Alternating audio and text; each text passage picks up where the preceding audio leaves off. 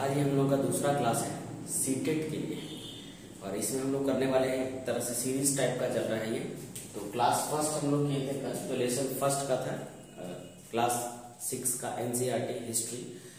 कुछ क्वेश्चंस भी हम लोगों ने देखा था और ये है क्लास 6 का सेकंड चैप्टर, क्लास 6 का सेकंड चैप्टर हिस्ट्री का 4 सीटेट जुलाई 2023। इसमें जितने भी बातें लिखी गई हैं, जितने भी सीटेट्स में क्वेश्चन आते हैं वो सारे के सारे एनसीईआरटी से आते हैं, सारे के सारे एनसीईआरटी से आते हैं। तो ये एनसीईआरटी का ही सारा चीज लिया गया है। इस पार्ट का नाम होता है आखेटक संग्राहक। तो इसमें सबसे पहले देखना रहता है कि आखिर जो आखेटक थे, जो शिकार करने वाले थे, वो एक जगह से दूसरे जगह उनके घूमने का कारण क्या था, क्यों वो एक जगह से दूसरे जगह घूमते थे। तो वो एक जगह से दूसरी जगह घूमने के उनके निम्न कारण थे।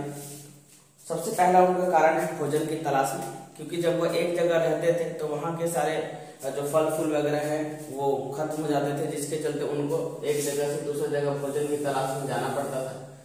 जानवरों का शिकार करने के लिए, जैसे जो जानवर एक जगह है तो वो अपना जितना उसका चारा वगैरह है वहां का चारा उसने खत्म कर दिया, तो जानवर एक जगह से दूसरी जगह चले जाते थे।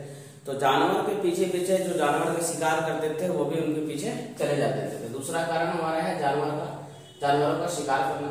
पादप उत्पाद की तलाश में, जितने पादप हैं वो अक्सर मौसमी होते हैं, तो हर मौसम में चेंज होते रहते हैं, तो वो पादप उत्पाद की तलाश में भी इधर से उधर जाते थे। और नेक्स्ट है पानी की तलाश में। बरसात के मौसम में पानी तो हर जगह होता है, तो उस समय तो पानी की दिक्कत नहीं होती थी। गर्मियों के समय में इनको पानी की बहुत ज्यादा दिक्कतें होने लगती थी। ये पानी की तलाश में भी एक जगह से दूसरे जगह जाया करते थे। इसके बाद पूरा स्थल क्या है? पूरा स्थल वह स्थान होता है जहाँ पे लोगों के रहने के अवशेष मिले हो। वह स्थान जहाँ पर आखिर खाद्य संग्रह के होने के प्रमाण मिले हैं। होने के प्रमाण कैसे मिलेंगे? जब हमें पता चलेगा उनका कोई बर्तन होगा, उनका कोई औजार होगा, कुछ इमारतों के अवशेष मिले होंगे। तो जहां पर इन सब चीज की प्राप्ति होती है उन सब स्थानों को कहा जाता है पुरास्थल। पुरास्थल जो है उसको फिर डिवाइड कर दिया गया है, जैसे पुरा पाषाणिक पुरास्थल, नव पाषाणिक पुरास्थल, महापाषाणिक पुरास्थल। इसमें बहुत इंपॉर्टेंट सारे चीजें हैं। इसमें पुरा पाषाणिक पुरास्थल में 3 चीज होता है: भीमबेटका, हुंसकी और कुरनूल। भीमबेटका, हुंसकी और कुरनूल। भीमबेटका आपको मध्य प्रदेश में होता है, इसमें गुफा वगैरह है। हुंसकी कर्नाटक में है, कुरनूल आंध्र प्रदेश तरफ है। तो और कुरनूल से रिलेटेड एक प्रश्न सीटेट में पूछ दिया गया है। भीमबेटका से रिलेटेड भी क्वेश्चन आया है, हुंसकी से रिलेटेड भी आया है और कुरनूल से भी आया है। पूछा गया है कि निम्न में से कौन पुरा पाषाणिक पुरास्थल है? इसमें भीमबेटका ऑप्शन में रहेगा, बाकी ये सारे रहेंगे, तो उसमें से आंसर आपका होगा भीमबेटका। दूसरा है पूछ दिया जाता है कि राख के अवशेष कहां से प्राप्त हुए? तो राख के अवशेष प्राप्त हुए हैं कुरनूल की गुफा से। कहां से प्राप्त हुए हैं? कुरनूल की गुफा से राख के अवशेष प्राप्त हुए हैं। ये सीटेट में क्वेश्चन पूछा हुआ है, इसलिए यहाँ पे इंक्लूडेड है। इसके बाद नवपाषाणिक पुरास्थल। नवपाषाणिक पुरास्थल में टोटल 8 है। ये इसलिए याद करना जरूरी है क्योंकि क्वेश्चन पूछ देता है कि निम्न में से कौन पुरा पाषाणिक स्थल है, और उसमें कुछ नवपाषाणिक स्थल को मिक्स कर देगा, तो हम तभी आइडेंटिफाई कर पाएंगे जब हमें नवपाषाणिक स्थल ध्यान में होगा। तो नवपाषाणिक स्थल 8, पुरा पाषाणिक स्थल 3 है। पुरा पाषाणिक स्थल एक बार और देख लेते हैं। पुरा पाषाणिक स्थल हमारा है भीमबेटका, हुंसकी, कुरनूल। भीमबेटका, हुंसकी, कुरनूल। नवपाषाणिक पुरास्थल हमारा होता है बुर्जहुम, कोल्डिवा, महागढ़ा, मेहरगढ़, पय्यमपल्ली, दावडलीहेडी, हुल्लूर। तो ये सारे के सारे हैं बुर्जहुम, चिरांग, ये सारे के सारे हमारे हैं नवपाषाणिक स्थल। नवपाषाणिक स्थल टोटल 8 देखने को मिलेंगे। महापाषाणिक पुरास्थल। महापाषाणिक क्या है कि जब प्राचीन काल में किसी की डेथ होती थी तो उस जगह पर एक पत्थर बड़ा सा रख दिया जाता था ताकि वह चिन्हित करे। यह भी क्वेश्चन आया है कि महापाषाणिक पुरास्थल होते हैं तो क्या होते हैं? तो वो शवों को चिन्हित करने के लिए प्रयोग किए जाते थे। तो वो कहाँ है? तो आदि चंदनूर और ब्रह्मगिरी में है। आरंभी गांव के बारे में इनाम गांव से भी प्रश्न पूछा हुआ है सीटेट में, इनाम गांव से भी। तो आरंभी गांव के अंतर्गत आता है इनाम गांव।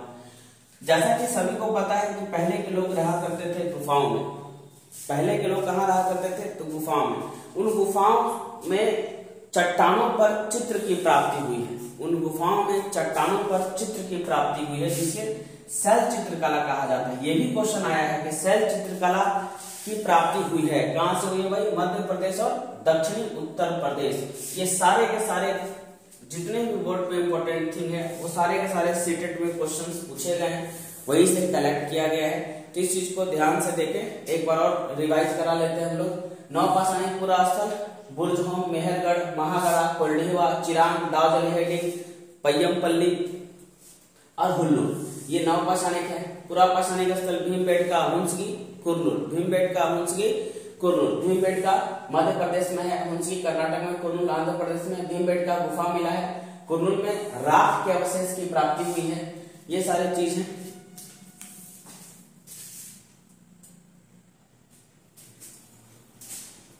आग के आखिर उपयोग कहां किस किस काम में किया जाता है?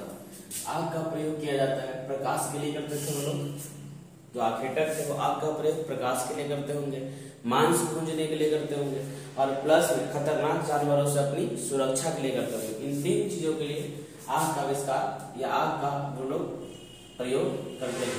ये आग का अवशेष मिला है कहां से? कुर्नूल से मिला है। कहां से मिला है? कुर्नूल से। इसके बाद है कि जो पाषाण काल हमारे हैं, पाषाण काल के बारे में पढ़ना है तो पाषाण काल को जनरली तीन भागों में बांट दिया जाता है, पुरा पाषाण काल, मध्य पाषाण काल और नव पाषाण काल। हम लोग इस पुरा पाषाण काल या नव पाषाण काल या मध्य पाषाण काल को एक परीक्षा के दृष्टिकोण से पढ़ने वाले हैं। वैसे देखेंगे तो पुरा पाषाण काल बहुत ज्यादा लंबा होता है, परंतु यहाँ पे स्पेशली स्टार्ट में ही हमने लिख दिया है, इसके लिए हम लोग प्रिपरेशन कर रहे हैं सीटेट के लिए। तो सीटेट के सिलेबस के अकॉर्डिंग ही पढ़ाई होना चाहिए।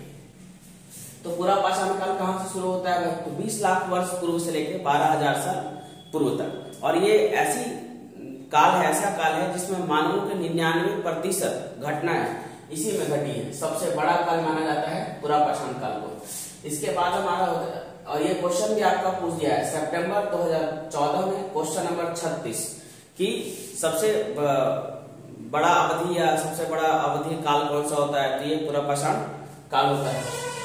मध्य पाषाण काल हमारा शुरू हो जाता है 12,000 वर्ष पूर्व से लेकर 10,000 वर्ष पूर्व तक। इसके अन्य दो नाम भी हैं, माइक्रोलिथिक और लघु पाषाण।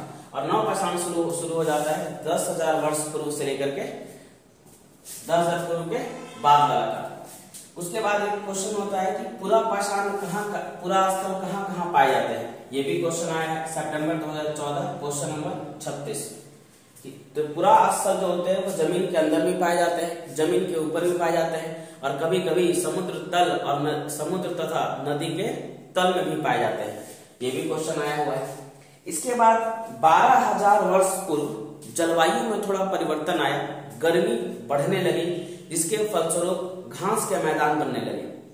ये क्वेश्चन भी आपको पूछ दिया गया है जनवरी 2021, क्वेश्चन नंबर 55 में। ये सारे के सारे तथ्य एनसीईआरटी से लिए गए हैं। और एक और क्वेश्चन सीधा से पूछ जाता है कि निम्नलिखित काल को क्रमानुसार अरेंज करें।